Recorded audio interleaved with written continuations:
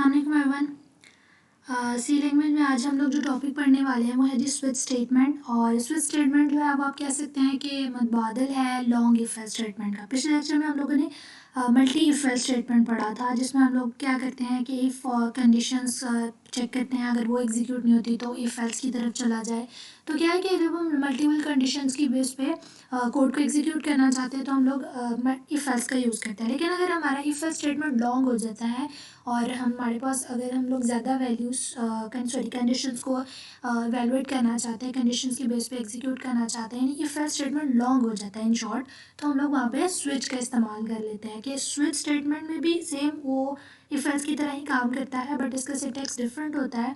और ये भी इसी तरह से वेरिएबल और वैल्यू ऑफ एक्सप्रेशन जो भी स्टेटमेंट होती है उसकी बेस पे जो है कोड को एग्जीक्यूट करता है। समझ ले कि स्विच के अंदर एक एक्सप्रेशन पास की जाती है और वो एक्सप्रेशन जिस भी केस के साथ मैच कर रही होता है उस केस का कोड एग्जीक्यूट हो जाता है। तो अभी ये थोड़ा सा कंफ्यूजिंग लग रहा होगा, लेकिन हम इसका सिंटैक्स देखते हैं, फिर आपको ये ज़्यादा अच्छे से क्लियर हो जाएगा। तो देखें, स्विच का कीवर्ड यहाँ पे यूज़ होता है जिस स्विच स्टेटमेंट के अंदर, कि यहाँ पे आपको जितने भी वर्ड्स नज़र आ रहे हैं, स्विच है, केस है, ब्रेक है, डिफ़ॉल्ट है, ये सारे कीवर्ड हैं, यानी रिजर्व वर्ड्स हैं। अब यहाँ पे क्या होता है कि हमारे पास इस स्विच के अंदर जो भी एक्सप्रेशन आती है वो एक्सप्रेशन जिस केस के साथ मैच कर रही होती है वो वाले केस का कोड एग्जीक्यूट हो जाता है। फॉर एग्जांपल, अगर हमारे पास अकॉर्डिंग टू दिस सिंटैक्स, अब क्या है, अगर हमारे पास n की वैल्यू 1 आती है तो केस 1 एग्जीक्यूट हो जाएगा, यानी केस 1 और ब्रेक के दरमियान जो कोड लिखा होगा वो वाला एग्जीक्यूट हो जाएगा। अगर इनकी वैल्यू 2 आती है तो केस 2 एग्जीक्यूट हो जाएगा, यानी हमारा इन दोनों के दरमियान जो भी कोड जो भी स्टेटमेंट लिखी हुई है वो एग्जीक्यूट हो जाएगी। और अगर हम लोगों में अगर n की जो वैल्यू है अगर ना तो 1 है ना 2 है, यानी वो दोनों में से किसी केस के साथ मैच नहीं कर रही, तो फिर डिफ़ॉल्ट वाला पार्ट रन हो जाता है। और ये है जी स्विच स्टेटमेंट का सिंटैक्स। तो ये ज़्यादा अच्छे से क्लियर हो जाएगा जब हम एक एग्जाम्पल को देखते हैं। तो ये देखें, एग्जाम्पल में ये देखें कि यहाँ पे क्या किया जा रहा है, एक वेरिएबल डिक्लेयर भी किया जा रहा है, उसको 2 जो है एक वैल्यू असाइन की जा रही है। तो x एक वेरिएबल है जिसको 2 जो है वो असाइन किया गया। अब स्विच स्टेटमेंट के अंदर x एज अ कांस्टेंट पास किया जा रहा है, ठीक है। अब पास किया जा रहा है तो देखिए x में क्या है 2, तो अकॉर्डिंग टू रूल जो हमने पिछले सिंटैक्स में देखा कि अगर x में 2 है तो कौन सा केस एग्जीक्यूट होना चाहिए, केस 2 एग्जीक्यूट होना चाहिए, यानी केस 2 की बॉडी में जो ये स्टेटमेंट लिखी हुई है वो वाली एग्जीक्यूट हो जानी चाहिए। अगर x की वैल्यू 1 होती तो फिर केस 1 एग्जीक्यूट होता, अगर x की वैल्यू 3 होती तो केस 3 एग्जीक्यूट होता, और अगर इन तीनों में से कोई भी x की वैल्यू ना होती तो फिर डिफ़ॉल्ट वाला पार्ट रन होता। तो मैं आपको ये ना करके दिखाती हूँ। हम लोग डेफ C++ खोलते हैं, इस पार्ट को इस वाले कोड को एग्जीक्यूट करते हैं। मैं सबसे पहले प्रोजेक्ट क्रिएट करती हूँ, प्रोजेक्ट का नाम भी स्विच ही रख लेंगे।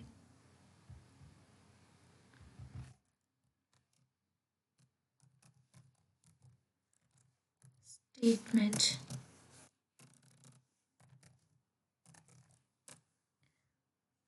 सेव करते हैं जिसको, और राइट करना शुरू करते हैं। सबसे पहले अपनी हेडर फाइल इंक्लूड करते हैं, stdio.h void, अपना फंक्शन स्टार्ट करते हैं। यहाँ पे मैं एक वेरिएबल दे रही हूँ, x इक्वल टू 2 दे लें, या हम ऐसे कहते हैं यूज़र से वैल्यू ले लेते हैं, x है और इस x को यूज़र से एंटर करवाते हैं। प्रिंट एफ एंटर वैल्यू, अब जो वैल्यू वो डालेगा उस वैल्यू की बेस पे केस एग्जीक्यूट होगा। ओके, तो यहाँ पे हम उसको स्कैन करवा लेते हैं। हमारा वेरिएबल इंटीजर है, फॉर्मेट स्पेसिफायर % ही यूज़ होगा, इसको हम लिखेंगे एंड x। अब जो भी यूज़र वैल्यू एंटर करेगा वो x के अंदर आ जाएगी, और फिर x हम स्विच को पास कर देंगे, स्विच को देंगे जी x। अब x के अंदर जो वैल्यू होगी उस बेस पे केस एग्जीक्यूट होगा। अगर यूज़र 1 एंटर करता है तो केस 1 एग्जीक्यूट होगा, और यहाँ पे प्रिंट एफ आ जाए चॉइस इज 1, और साथ ही हम लोग ब्रेक स्टेटमेंट भी यूज़ करेंगे। नेक्स्ट है case 2, print F choice is 2। अगर 1 और 2 में से कोई भी एंटर करता है तो ये वाला केस, ये दोनों केस एग्जीक्यूट होंगे। अदरवाइज अगर यूज़र इसमें से ना तो 1 एंटर करता है ना 2 एंटर करता है, तो प्रिंट क्या हो जाए जी, इनवैलिड चॉइस।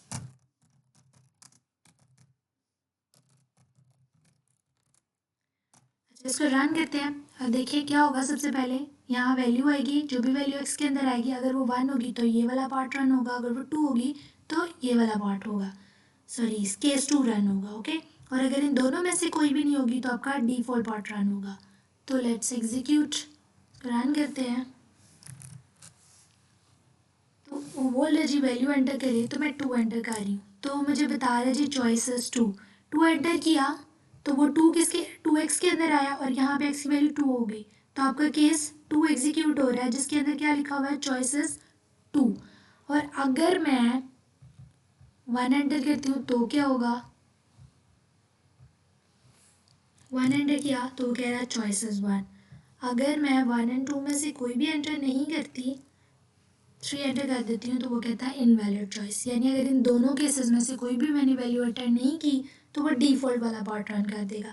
तो अब यहाँ पे देखें आप कि यहाँ पे कुछ ऐसे कीवर्ड्स हैं जो कि ऑप्शनली भी यूज़ हो रहे हैं। देखें यहाँ पे ब्रेक जो है वो ऑप्शनली यूज़ कर रहे हैं हम लोग, मतलब अगर हम लोग इसका इस्तेमाल ना करें तो इससे कोड पे नहीं फ़र्क पड़ता कि कोड एग्जीक्यूट नहीं होगा, इसके बगैर भी हो सकता है। बट इसका वजह क्या, हम क्यों यूज़ करते हैं, देखें अगर ब्रेक क्या होता है कि अगर हमारा केस 1 मैच हो गया ना तो इसको एग्जीक्यूट करने के बाद ब्रेक लगा दो, अगर केस 2 मैच हो गया तो इसको एग्जीक्यूट करने के बाद ब्रेक लगा दो, बाकी रेस्ट ऑफ को ना एग्जीक्यूट करो। अगर हम ब्रेक को हटाते हैं ना तो वो क्या करेगा, अगर आपके केस 1 के साथ मैच हो रहा है ना तो इसको एग्जीक्यूट करने के बाद वो बाद वाला कोड भी एग्जीक्यूट कर देता है।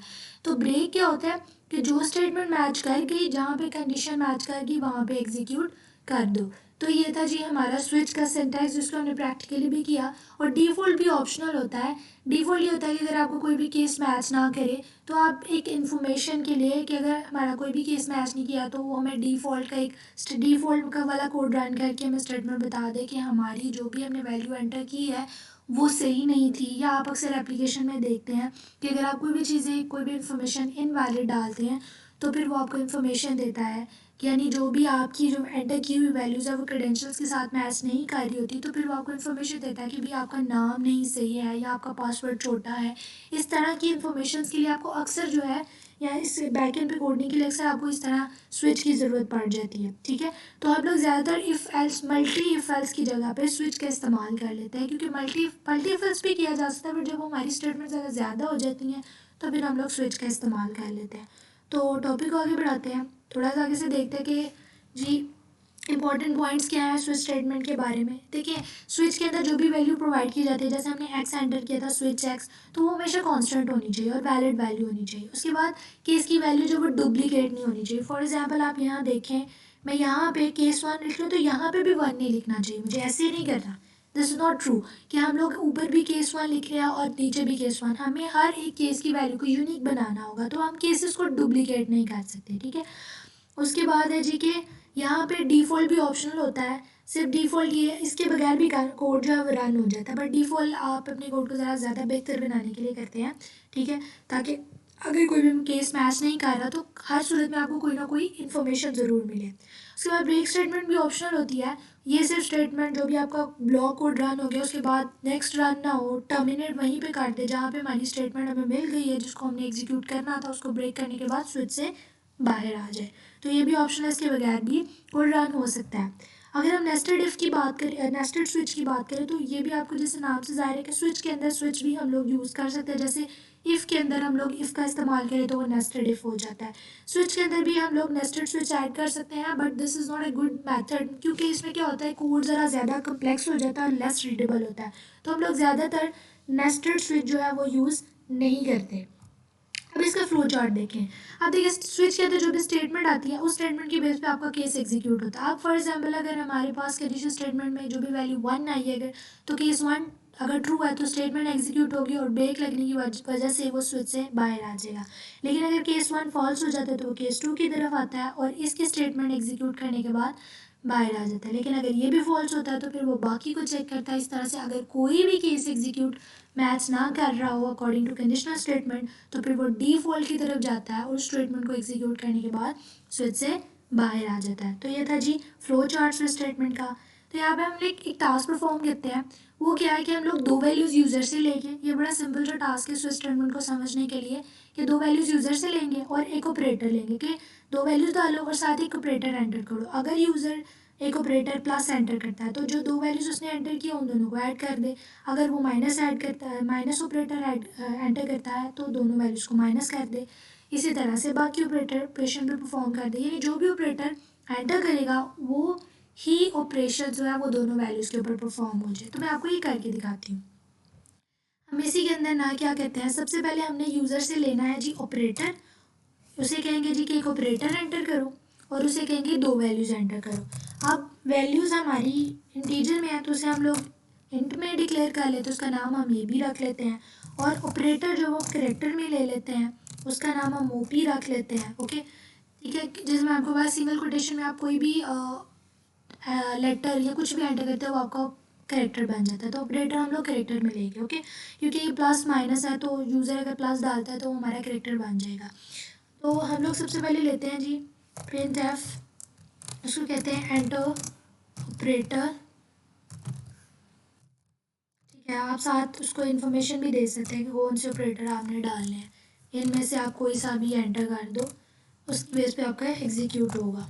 आप अपनी ये जो इन्फॉर्मेशन है उसको और भी मॉडिफाई कर सकते हैं, बट मैं सिंपलिसिटी के लिए भी यही कर रही हूँ। अब ऑपरेटर आपका जी करेक्टर टाइप का है तो आपका यहाँ पे फॉर्मेट स्पेसिफायर सी यूज़ होगा और यहाँ पे हम लोग लिखेंगे एंड ओ पी, क्योंकि हमने इसको ओ पी डिक्लेयर किया है वेरिएबल में। नेक्स्ट हम लोग दो वैल्यूज़ ले रहे हैं यूज़र से, print F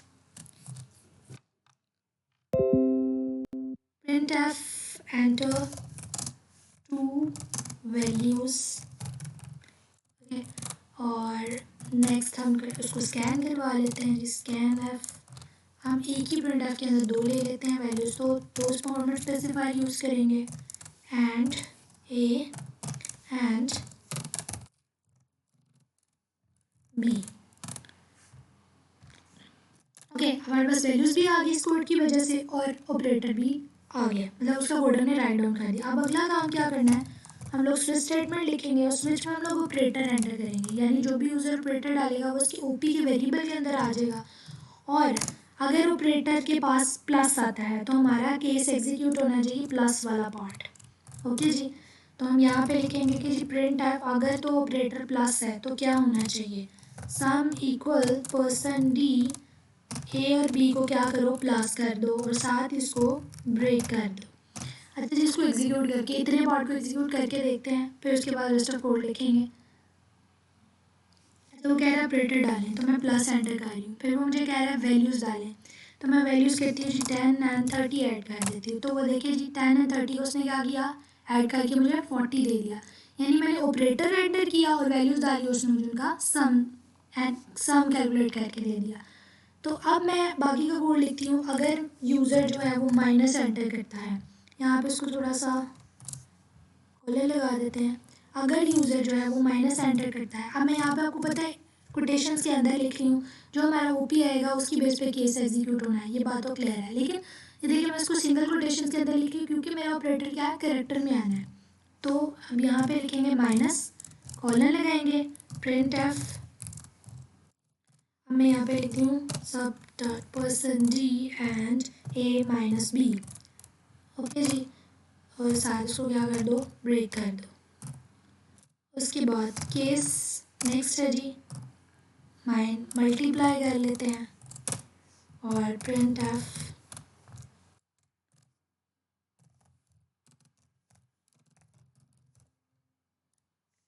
percent D A multiply B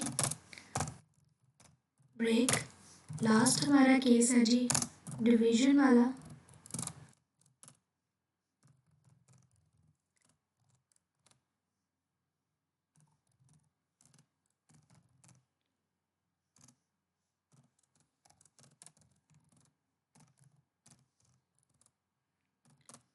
break. अगर यूज़र इनमें से कुछ ऑपरेटर की जगह कुछ और एंटर कर देता है तो हम लोग डिफ़ॉल्ट वाला भी यूज़ कर लेते हैं।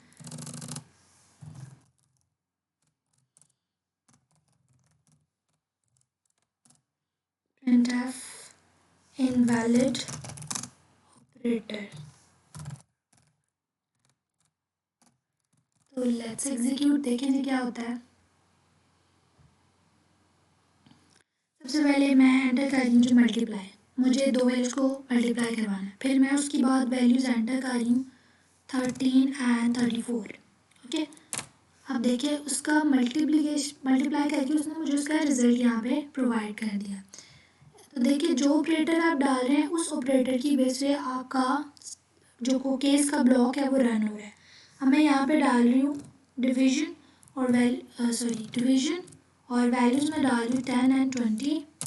तो ये देखिए जो उनको डिवाइड करके उसने रिजल्ट दे दिया। और अगर मैं कोई ऑपरेटर की जगह कुछ और एंटर कर देती हूँ और 10 एंड 20, तो देखिएगा कह रहा है वो इनवैलिड ऑपरेटर, मतलब वो किसी भी केस से मैच नहीं कर रहा, तो उसने इनवैलिड ऑपरेटर दे दिया। तो ये था जी आज का हमारा टॉपिक स्विच स्टेटमेंट। उसका हम इस्तेमाल होती क्या है स्विच स्टेटमेंट, इसका इस्तेमाल कैसे करते हैं, सिंटैक्स पढ़ा, कोड उसका किया हमने, फ्लो चार्ट पढ़ा।